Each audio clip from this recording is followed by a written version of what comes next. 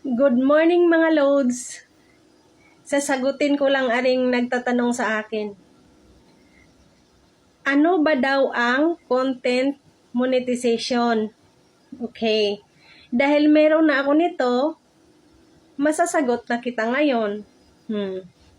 Ang content monetization, it combines ads on Reels, in-stream ads, and performance bonus into one unified program. Pinag-isa na siya mga loads. Doon na papasok ang ating in-stream ads, yung sa long form videos, ads on Reels, yung short video natin mga loads, at performance bonus. Doon siya papasok sa content monetization dahil pinag-isa na siya mga loads.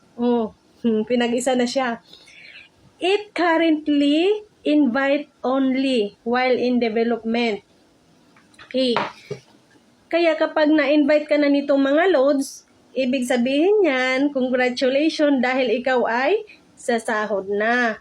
Pero hindi agad-agad, kailangan mong pagtrabahuan. Mag-upload ka sa Reels, short videos, long form videos, in-stream ads at mga text at photos. Doon papasok sa ating content monetization. Ito kasi yung bagong ni Meta ngayon mga loads, bagong update niya sa ating dashboard.